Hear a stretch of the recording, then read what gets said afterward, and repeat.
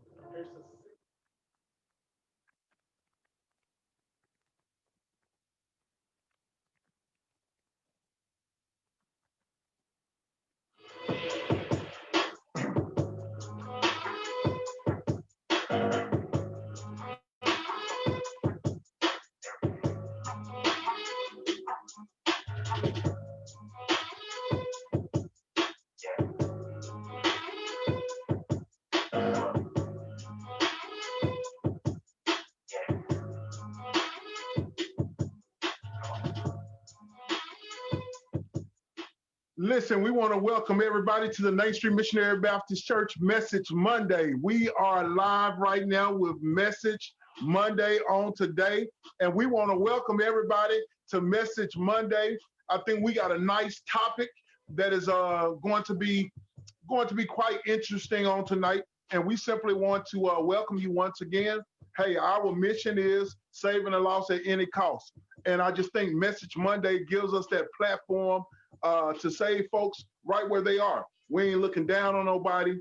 It gives us a platform tonight to talk about certain areas, certain things that's going on in our society, in our city, in our nation, in our country.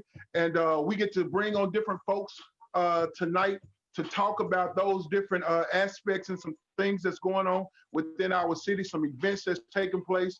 And we just want to be a shining light in a dark world. So that's what we are on tonight. Once again, I want to welcome you to the Ninth Street Missionary Baptist Church Message Monday. Listen, it is going up. We got some special guests in the room tonight. And listen, share this post, share this live, share this feed. Tell somebody to get in the room with us because it's Monday and we got something to talk about. So, Scar, what are we going to talk about? You muted. You're muted. You're muted.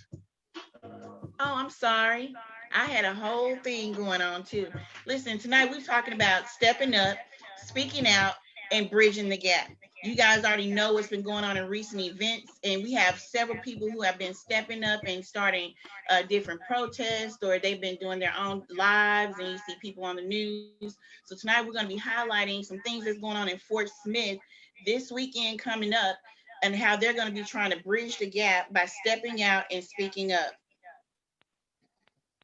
Listen, we're going to welcome our guest tonight. We have Miss Belinda Scott, who is on with us tonight, and then we also have Herbert McGill. Would you guys care to introduce yourselves tonight?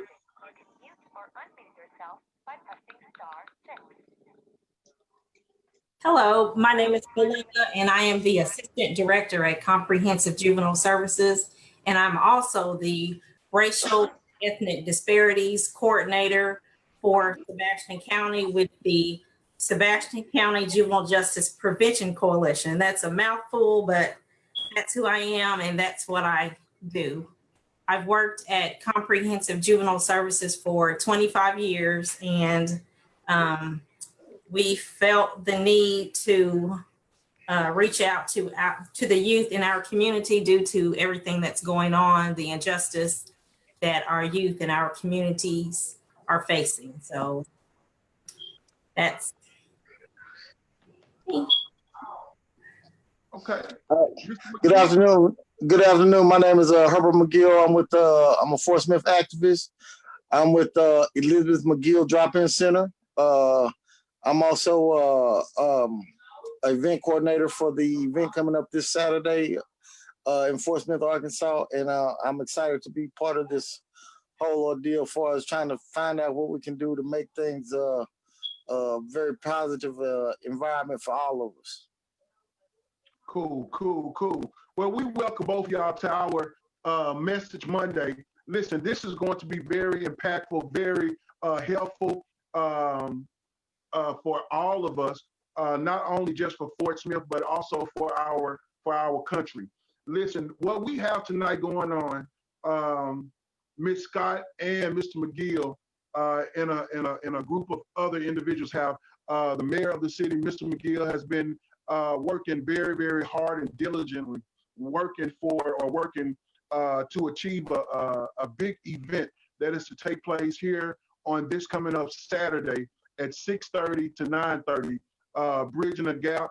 And then it says the slogan is Fort Smith Strong, you know. And right now, the reason for the event is to literally get our children or bring our children or juveniles or educate them on the right way to protest, to rally, to have things in the city that will benefit not only them for right now, but for years to come.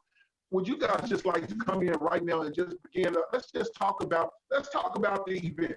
Let's talk about the event, and then we'll talk about how it's going to be impactful for the city of Fort Smith, and then not only just for the city, but I think folks from around the country will be paying attention to what is going to be taking place on this Saturday right in Fort Smith. It will get some other city leaders or community folks that would probably want to host something like this in their city, give them an opportunity to see what's going on in Fort Smith. So let's talk about it tonight.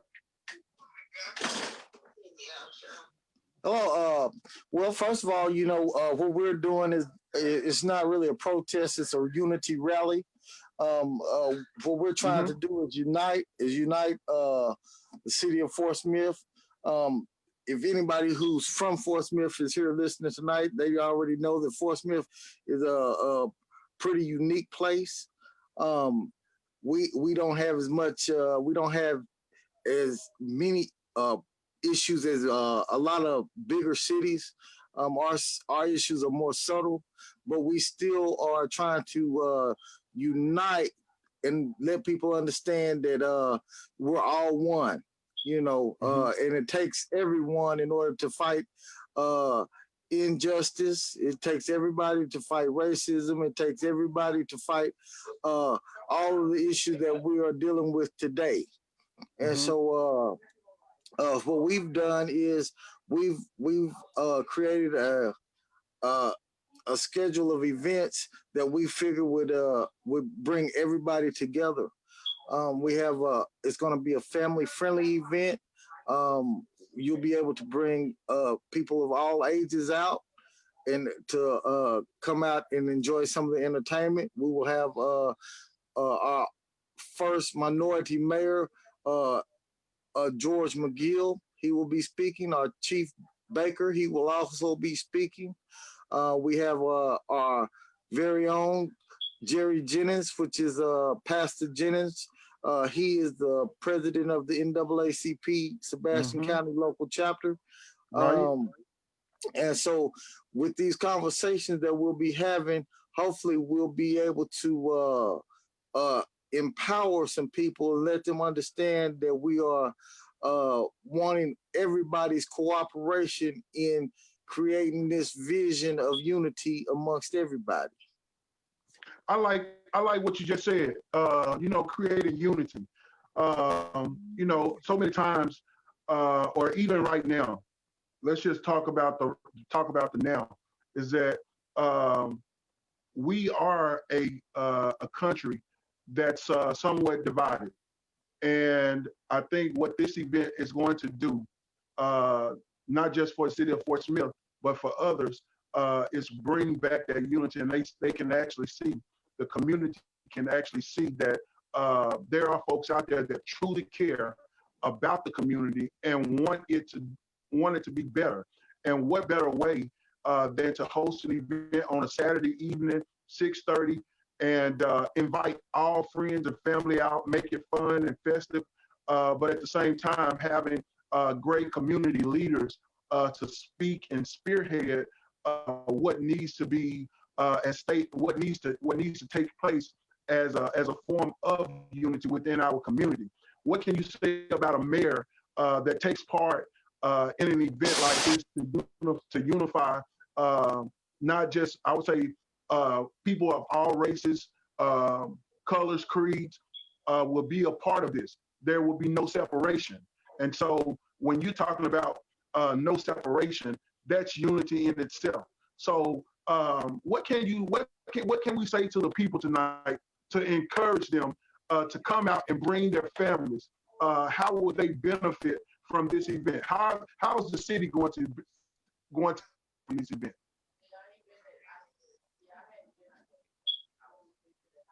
Well, the city will benefit from just the fact of being united. For so long, because of COVID-19, a lot of people have been separated from each other, haven't been able to gather. So because the time is important now to unite because of everything that's going on, we feel like this event will be a unifying experience because the community leaders, the law enforcement, other community icons will be there to inspire the youth, the families, and just to give a word of hope. And so that's what we are, that's our intent. Do we feel like right now we are our nation, our people, our city, our community is losing hope or have lost hope in just the system itself? What are we feeling? Absolutely. The system, as we know, is not the juvenile justice system, the criminal justice system, as we know, is not just, it's not fair. Things aren't handled the way they should be a lot of times. So the time to bring that to the forefront is now, but in a positive way to discuss things and come to some type of, I can't say resolution, but some kind of understanding. Because a lot of the youth have lost hope. I mean, they're like, well, why not go all out and, burn stuff down, loot? No one's listened to us before, so let's convey it through, violence or some type of method that may have other long-lasting consequences for them. So we're just trying to get them to think ahead, not to take that avenue, and just to sit and hopefully be inspired by others, some their age, some young adults we have on the agenda to talk with them, and with the hopes of just reaching someone and giving them hope and giving our community hope, because we've lost that. Now, have you guys seen any, any violence since the George Floyd situation and now with the recent events? I mean, and how will that impact this weekend's event with what just happened on Friday in Atlanta? Right. Well, in our city, we have not witnessed any such acts of violence or so forth. We're trying to prevent that. We have been alerted by law enforcement of some individuals that may cause some issues. So the law enforcement will be part of the event by speaking. We have some minority officers, as well as the chief of police, some of the lieutenants and captains that will be there to speak. But we are just aware there will be a soft police presence there. We don't want we don't want our participants to feel intimidated, with the police being there, but they will be there, in case anything happens.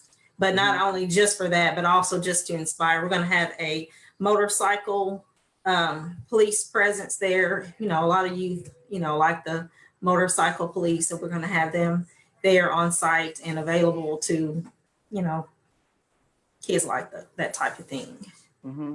Okay, that's And great, then- because that was gonna be my next question. I Yes. know that the police chief is gonna be there, but Yes. other officers, would they be there to even be engaged with the attendees, so that, you know, we can kind of reduce that fear and try to build a better relationship with our law enforcement? Yes. Mhm. Other officers will be available there to interact with the crowd, with the youth. They will also be providing inspirational words to the youth. My son is a police officer in Oklahoma City, and he is coming down from Oklahoma City to give some words of encouragement to the youth and to the community, to let them know that there are other avenues. And if you don't like the way that the police, you know, handle things, that, you know, you can make a difference by stepping up, you know, becoming a police officer yourself or something to that, you know, message along that line. And then too, you know, back to your question before, you know, about Fort Smith and our unity, having a black mayor says a lot about our city in itself.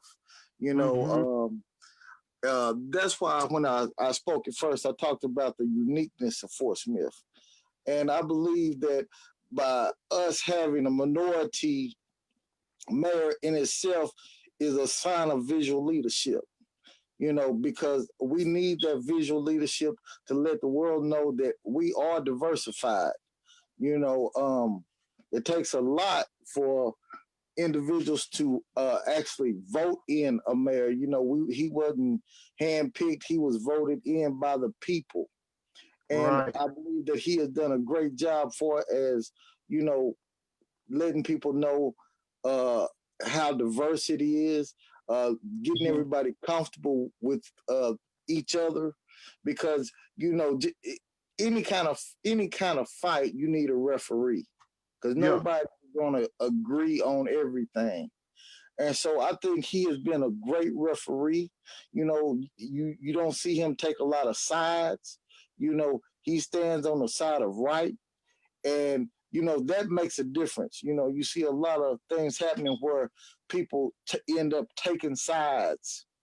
You know, and it seems like once you take a side, you know, it's hard for you to see what the other person, you know, be empathetic to the other side. And so, Mhm. you know, that's one thing about this unity rally that, you know, that I appreciate, is because we're able to understand other cultures. You know, now we have to also understand that this is not just a one-time event. This is a part of a series of events. And so this is just the introduction to the conversation. You Mhm. know, it's not the end. And so, as long as we are aware of where this conversation is headed, you know, I think we'll be able to make this event a better event, knowing that there's future conversation.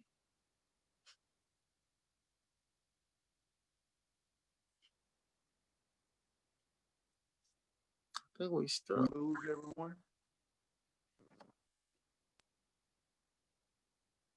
Hello. Hello, I'm here, but Still here? Okay. Okay. Cool. Well, we still got you. Miss Scott, you still on? Still here, sir. Yes. Okay. Okay. Perfect. Mr. McGill, you can continuously to speak. what now? I said you can continuously to speak, or was that it for you? Well, I was just talking about that it's about the letting people know. I don't know if they heard about, this is just the beginning of the conversation. You know, Mhm. this particular event, but we plan on having a series of events, and so that's the important part, understanding that this is the beginning and not the end. Mhm. Okay. Well, you know what? Hey, that is something that needs to be stated, and that's where we are right now. Is because it's mainly for tonight, our discussion is, stepping up. And I think what you guys are doing is stepping up. Somebody had to take the initiative or take the first step and bringing something positive, of creating a positive atmosphere or initiative to our city there in Fort Smith. And I just believe that this is going to be impactful, especially for individuals who are literally hurting, for people who don't understand what's going on across the country. It's just one way for our youth, even our young adults and our older adults to understand, there are ways for us to come together and discuss things and not be so and not do it in such a bad or derogatory way. And I think by the police being there, having a police presence, those guys being personable. And I will say this, every time I've had an encounter, and not that that's been a whole lot, with some of the officers there in Fort Smith, they've always been, a great personality and a great representation of the city. I know that we had a VBS deal last year, an event that took place in the park, and they were there and they were engaged with the people. And so I look for the same thing to take place on this coming up weekend, is that, those guys will be in uniform and then creating a presence, but also engaging. And I think a lot of times with our officers, they tend to be shut off or not so much as engaging with the people or with the community or the actual event. And people tend to tense up and just not having a great relationship with them. And I think that's one of the things you have out of a smaller city, is that you get to know who your officers are, you get to know who your chief is. And one thing I can say about the chief there in Fort Smith is that, when all of this took place, he immediately came out with a message. And it was a good, strong message, letting the community know that he was there. And so, when you have people like that are literally working for the people, that brings about change in itself. And so, kudos to you guys, because this is a lot of work, and we want everybody to support it. We want people to literally come out. I was reading something today. It says that Black people have been systematically discriminated against financially, physically, and through every means possible. This is why change, this is why unity needs to happen. Because of things like this, when you read this, and this doesn't happen everywhere, but it is happening. And somebody literally has to speak out, step up, and be the forefront. And that's what's happening right now. And we're really saying that everybody from a community standpoint in Fort Smith, surrounding areas, you need to come out and support this event. This is going to be something that is going to be long lasting. It's not like Mr. McGill just said, it's not going to be a one-time event, but it's going to be a continuous event. And it needs your support in the beginning, and a continuous support. And it's a way to allow our voices to be heard, but also to bring back unity within the community. So, Sister Carter, is there anything else, any other question you want to bring forth right quickly? No, we can go ahead and introduce our new guests as well. Okay, listen, we got two young ladies that are from Prairie Grove, Arkansas. And I was reading about these young ladies, and these two teenagers, what they did, they went and decided that they wanted a protest in their city. They started their own protest, their own rally. I didn't think a whole lot of people was for them. We have Gracie, who's on the phone with us tonight, and she's a 10th grader, a high schooler, and she stepped out. And this is what is what our country is yearning for. This is what our country is needing: more young people to step up and say, you know what, we want to make change happen. And this is what this young lady and her friend did. Gracie, would you please come on and just talk to us right quickly about your experience with Black Lives? You said that Black Lives Matter, so we want to hear from you on tonight. Okay, well, hi. Sorry that we were really like awkward when we first got on here. It's okay. So me and Natalia, sorry. So this is Natalia, and we couldn't go to the one in our like a bigger city close to us because our parents didn't want us to. So They we thought did, it'd be dangerous. yeah, so we decided why not bring it to where we are. So we decided to get our friends together and put together a peaceful protest about it. And we didn't think anybody was going to really go besides our friend group, but we posted about it on Facebook. And then quite a few people came. And it was great because just the fact that more people than just our friend group came it made us feel really supported. And I feel like it's important, especially in a little town like Prairie Grove, because there is a lot of racism that goes on here that is undiscussed, and everyone kind of pushes it like they just sweep it under the rug. And I feel like during a time like this, like our voices need to be heard, especially younger people, because we're going to be like the next leaders, and we need to start putting our voices out now. Wow. So was there any fear from you guys just coming up with a protest within your own city? Was there fear? Oh, there is definitely fear because there's a lot of people like our age, like that we go to school with, that are very, very racist and very just closed-minded and conservative, I guess. There's nothing wrong with being conservative, but they're like really just not used to change. So we were very afraid that something bad would happen, but we just did it because we knew it was the right thing to do. Listen, you guys were quoted saying that I am very passionate about the Black Lives Matter movement, and we thought it would be a good place to go, Marla said. And this is the Bible Belt, and we need to show that God loves everybody. Listen, I want to say to you on tonight is that, I encourage you guys, you ladies, to continuously to allow your voices be heard. You guys have literally made national news being young people. And I look for something greater out of what is taking place there in Prairie Grove. It's going to take more, I think more individuals like you, more children, more youth that are not afraid to speak out. What can you guys Oh, what did you say? Because it kind of cut out at the end.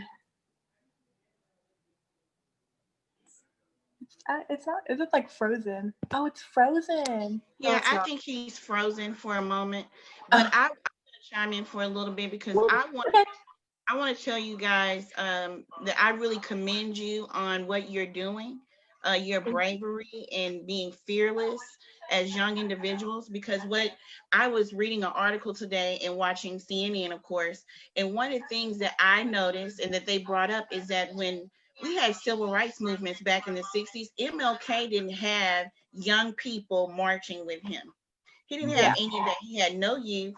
Didn't have a lot of parents. The diversity that we're seeing today is exactly what's going to bridge the gap in our nation. And I commend you on what you're doing, because I think if he's looking down at us right now, he's extremely proud, because we have people who are marching with us. Our crowds are so diverse now, and our crowds are so young. And you're right, you are our next leaders. And if you don't step up and speak out now and help us bridge the gap, then we'll never be able to conquer the divide that we have in our country right now. So congratulations, great job, and you have our full support. Thank you so much. Thank you. Like you said, it is really. I got a question, Casey. What are you interested in changing at Prairie Grove? Some of the you talked about racism. What type of racism have you seen, and how do you think you can go about changing some of that during this time?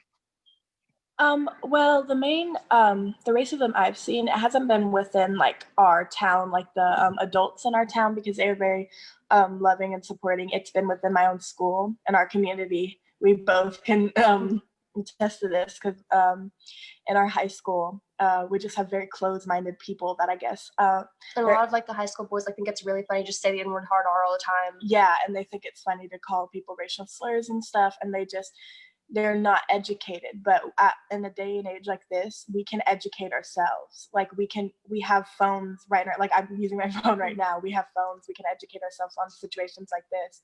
And I feel like if they see other young people, like sorry for the light, if they see other young people talking about this, they can maybe try to educate themselves. Oh, I can't hear him. You know, I asked you the question a few moments ago is how would you go by encouraging other young people to be involved? To show them that like it's scary to kind of be involved and to kind of go against what everyone is telling you to do, like telling you you're too young to do this, you're too young to be reading about stuff like that. Oh, decline. Okay. So sorry. But No, you're fine. like just to see it's scary, but it's doable, and you can definitely use your voice, and it won't be scary for forever, you know. Mm-hmm. What would you tell us as adults? Go ahead, Ms. Carter. Oh, I was going to ask, what other things can kids your age or young adults do if they don't feel like they can protest? What else do you think that we can do to use our voice? I think social media is a great platform. Like we all have social media nowadays to educate yourself, to read up on stuff, not just use what your parents tell you, not just use what you see on someone's Instagram story, but to really dig deep into it and to kind of understand why it's so important. What do you think? Yeah, and like sign petitions and stuff, and Yeah, just like talk about it more. Awesome. That's great. That's great. So- Pastor Carter. So if you were in a meeting with, like, you're in a forum right now with us, and if you want your voice to be heard, what are you yearning for from a young person's perspective? What would you like to see us do? How can we help you as being young people within our community? What can we do for you guys? Just not silence us, just not use our age as something that can hold us back, but to give us tools to use the knowledge that we have for good. Yeah. Mm-hmm. Yeah. Wow. Well, you know what? You guys took the first step, and that was literally going against the grain. Sometimes in life, you literally have to go against the grain, and that means going against the odds. You know, everybody won't always be for you. They won't be for everything that you do or the dreams and aspirations that you have. But you guys, literally, you ladies were a shining light and still are a shining light because a lot of people didn't have it's a lot of adults that don't have the type of guts that you guys, that you ladies have. Being 10th graders, I was not even thinking about a rally, a protest. I was not thinking about holding up a sign, please. I was not thinking like that. So for your mind to be so widespread, you know, that says volumes about you guys because that most young people are not thinking on that level. A lot of them are just thinking about literally being on their phones and, you know, just hanging out with friends. But you ladies are thinking something way above the atmosphere, which is really good because this is what we need. If our communities, if our cities, if our United States of America is going to get better, it's going to take our young people telling and addressing the issues. So do this for me right quickly. You're talking to some young people.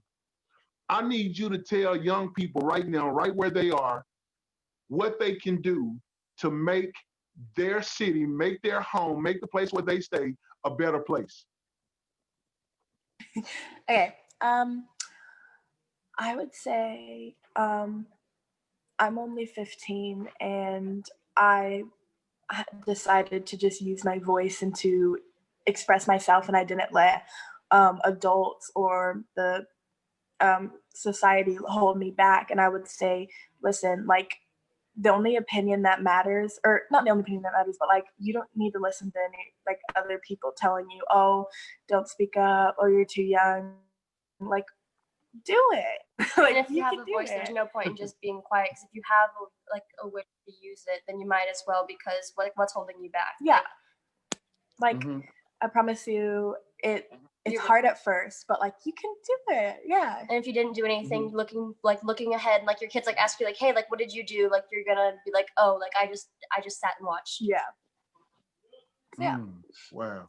I got a question. What was the first event that sparked your interest in activism? And what was the last event? What was the straw that broke the camel's back that made you go ahead and get out there and make it happen? That's a good question. That's kind of a tricky question because activism, I was never really interested in it. I was kind of just like everyone else. I was just like, well, it's not really my place. I don't really need to talk about it. But when the situation happened with George Floyd and I read into it, I just knew that it was like, it directly affects me. And I knew that even if it didn't, I need to speak up about it.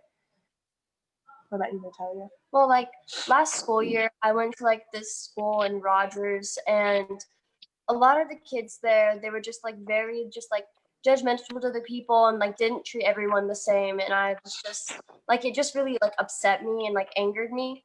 And then like recently with the movement and everything, like it just like sparked something, and I wanted to be a part of it.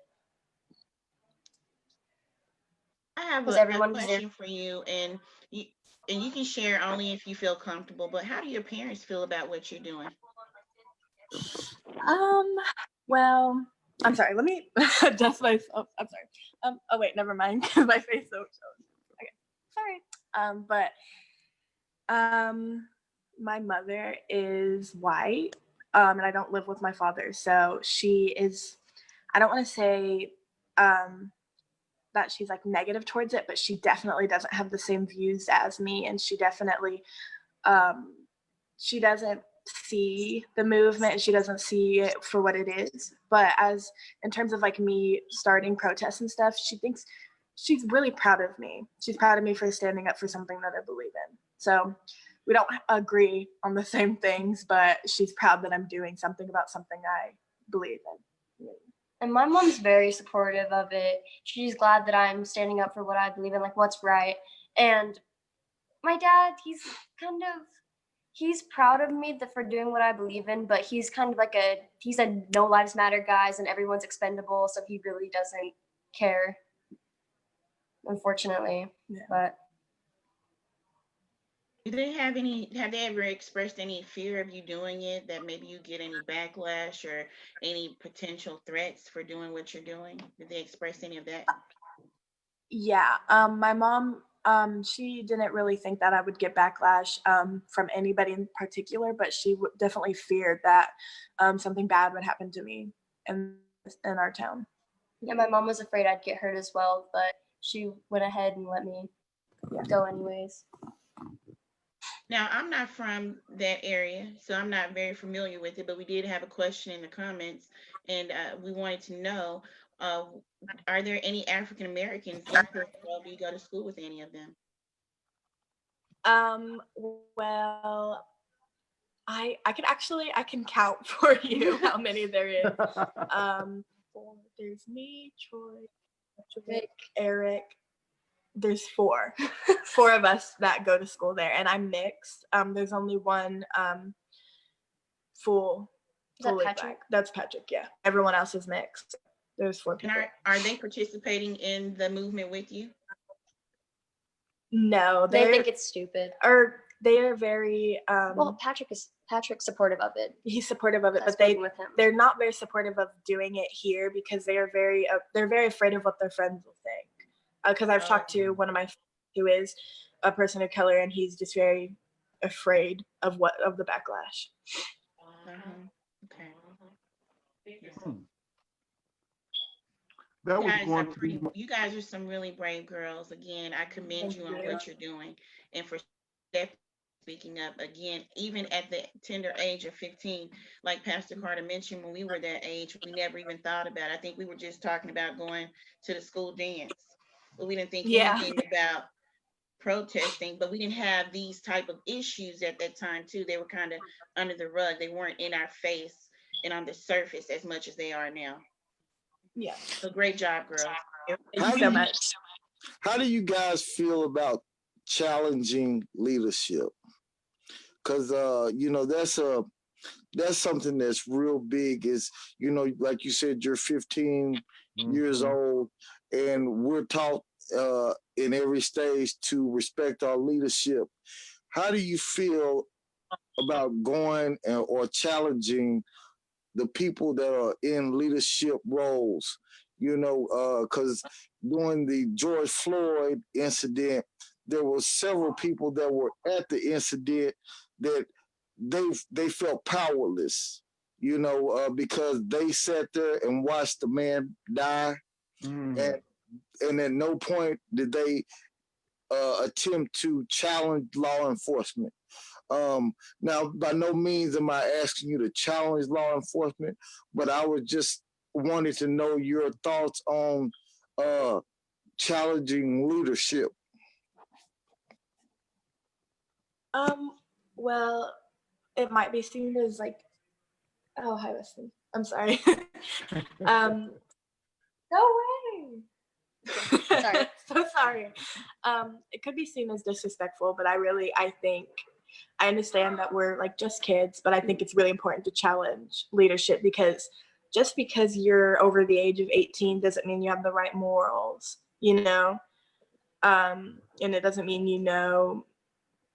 you're completely knowledgeable. So I think really we need to, because we are very I feel like we're kind of in some aspects a mature generation, and I feel like we definitely we have voices, we need to use them. Because if you don't challenge it, then what's going to change? Yeah, nothing will change if we don't, and that's why everything has happened, is because we're challenging law enforcement and we're challenging things that we haven't challenged before, because we've just sat back and let it happen. So just piggybacking off of that, you guys took you took a step of challenging leadership, is what you did by hosting a rally or a movement, and by doing that, it was eyes that were open, and voices were literally heard. In this day and age, it's going to take more of that. Are you willing to continue on with the movement and doing what you guys have set out to do at this very particular time? Definitely. We had a second protest. Was it Saturday? Saturday night in Prairie. Saturday night in Prairie Grove. And I think I was talking to my mom about this the other day. She was telling me, well, why don't you just, you already had one and you had two, why don't you just stop? And I don't think we should stop until there's justice for everybody and until things change, because that might take a long time. If you treat it as a trend and just this is what's happening, this is what's cool right now, and then just forget about it and nothing's going to change, it's just something that happens. Yeah, so I am 100%. I want to continue doing protests, posting about it on my social media, talking to people about it, because it is so important, and it's gonna determine what happens in our future. Let me ask you this, and if you don't mind, I mean, you can answer or not answer. By you being biracial, have you experienced any type of backlash? Yes, a lot of it actually. Ever since I was little, I think it's because I live in a really small southern town. I'm not seen as mixed. I'm just seen as Black, and I get called the N-word all the time. I can't really remember a time or a grade that I wasn't being called the N-word, except for maybe kindergarten, first grade, or being looked at as different because, oh, you're not the same skin color as us, like in kindergarten and stuff. And Like, kids notice it as they get older because they're not born racist. yeah, but they just notice it as they get older. Like why do you look different? My hair is a big thing. I don't have white hair. I have 4C hair, and it's I've always tried to make it, straighten it, do stuff to it. And when I stopped doing that, when I started leaving it natural and just having my curls out, I get made fun of for my hair every day when I was in school every single day. And I can genuinely say that. So it's been hard, but I don't think I've really gotten any discrimination for being mixed because nobody sees me as mixed. So yeah. Wow. Do you guys have, I know you guys started your march. Do you guys have any appreciation for history? For the people that came before you, that actually started the mission and had a vision before you. What kind of understanding of history, or do you have any understanding of history and where you fit in the history books? That's kind of a hard question to answer because of course I have appreciation for history. I definitely have appreciation for the people that have came before us. I know I'm definitely not the most knowledgeable person on our history or how this situation will fit into the history books, but I know that what we're doing is important. What about you? Yeah, and like now there's like a lot more like talk about it, and it's a lot more just like it's more accepted than it was then, and like that was like the first like actual like step forward, and that took like so much courage, and people like died for it, and people still are, and I just think that's really like that's so like courageous of them. So yeah, we are knowledgeable, but we're not the most knowledgeable, but of course we appreciate the people that came before us. How is it that you go about educating yourselves on various issues, various protests, rallies, movements? How do you go about doing it? Or how have you? Oh, okay. Sorry. Just by using, Weston, quit looking at me. So sorry. I'm so sorry. Just by using, like, I have my phone at my, like, right here. Like, I can use it and I can think, like, what happened before me? What do I need to educate myself on? Like, I see a story on the news and I'm like, well, what happened to, what led up to that? So how I educate myself basically is I use my phone, or I talk to others about it, talk to other people I know that are for the movement and stuff. What about you? Yeah, like read up on it and like talk to people who know more than you about it, and just like because I'm still really young, and in school they don't teach you about stuff like that. They teach you about like the Boston Tea Party and then they don't teach you really about any other riots. Once in like American history in 4th grade, and just like, and then you're done with it. You don't know anything else about it. But yeah. Okay. All right. Ms. Carter?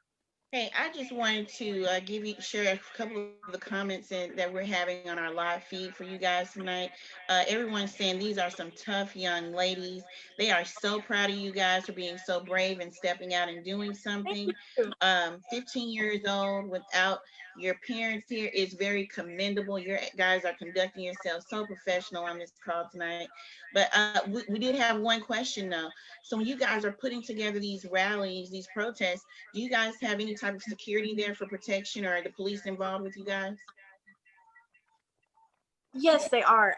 Because again, we were afraid to, or our parents were afraid that something bad would happen. So I emailed the city and I told them that we were having these protests, and our police in our town have been really supportive. We have every riot we've had, we have or every protest we've had, our police, there's like a police car everywhere, you know, and they one time I was like kind of concerned about it in our first protest, and one of them came and stopped and they said, "Hey, we're here for you, and we're here to make sure nothing happens, and we support you completely." That's what one of our police officers said. So yes, they're very supportive of what we're doing, and we have them there for us.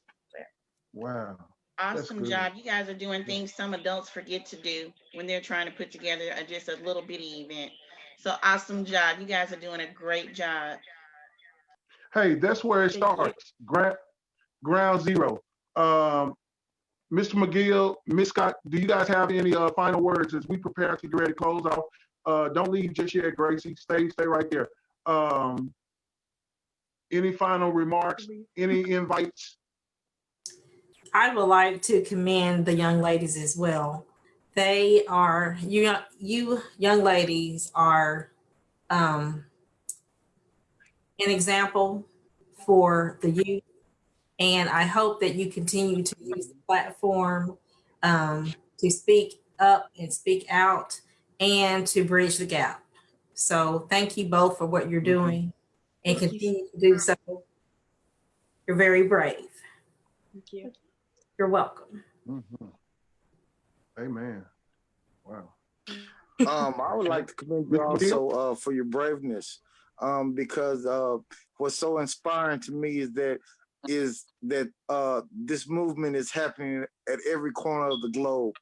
You know, if it can happen in Prairie Grove, Arkansas, that means it's happening in a lot of other places. And you know, for a lot of people, that is inspirational, because when you go into battle, it doesn't feel good when you go in by yourself. And it should, and I hope that with, you know, you seeing what's going on around the globe inspires you, and it also strengthens you into being who you want to be, you know, because like I say, it takes a lot to go against the grain, like Pastor Carter said. And so just know that, you know, that you're not the only ones, and that you have other people that are fighting for your cause. And even though you stay in a small town, that what you do at the smallest of towns, it reverberates around the world, because that lets everyone know that there is things happening even at the smallest level. Yes. Thank you. Hey, thank you, Ms. McGill. Thank you, Ms. Scott. Listen, we have a slogan with my sports company. We have a slogan that says, "We live to give." And we have literally taken that nationwide, that slogan itself, "We live to give." And what you ladies are doing, y'all are living to give. And I want to be a blessing to y'all. If you have a cash out, this is what I want y'all to do. Go ahead, take your mic off, take the speaker off. I want you to give us your cash out. Say it real slow. Miss Carter she's going to post your cash out, and people are going to be able to give to you guys in your endeavors. We're going to be a blessing to you, okay? So that you guys can continue on and do what needs to be done, and keeping up the good fight, because it takes finances to do what you guys are doing. I just want to see you ladies continue on and be a blessing to the world, Thank you. not just Prairie Grove, but to the world, because we see you. We see everything that you are doing, and it takes strong-minded, strong-willed individuals to fight this fight, and that's the good fight, and that's it. And so God, just know this, God is well pleased with your endeavors, okay? God bless you. Allow us now, go ahead, give Miss Carter your cash out. She's going to type it in so we can have it on social media. There are a lot of people that are watching tonight, and so we want to be a blessing to you. I don't. Do I have a cash app? I don't think you do. I don't have a cash app. I could get one. Hey, don't worry. We'll do it. We'll do it. Hey, put in the church's cash app. If they want to give to the church's cash app, let them know the church's cash app, and what we'll do, we'll make sure that they get those finances, whatever it is. Hey, if you're in social media land, we want to thank our sponsor tonight, Elaine's Elaine's Jamaican. Hey, we thank you tonight, Elaine. Your food was excellent. Hey, we are full. The food was great. Listen, it's been a great night. We stepped out. They have stepped out, and we stepped out again this weekend. It's going to be a powerful movement that's going on in the city of Fort Smith. Fort Smith, we need you to come out this weekend and show your support for yours. Let's move. Let's get going. Let's do it big. All right? Fort Smith strong. That's where we're headed. Let us now pray. Eternal God, our Father, how we thank you. God, we thank you for another day, another opportunity to come together in brotherly and sisterly love. God, we thank you for Ms. Scott. We thank you for Mr. McGill. We thank you for these two young ladies, God, who are representing the kingdom, God, and representing it in a mighty way. Now, Father, we ask that you would cover them in every endeavor, in every situation, God. We ask and we plead the blood of Jesus all over their lives, God.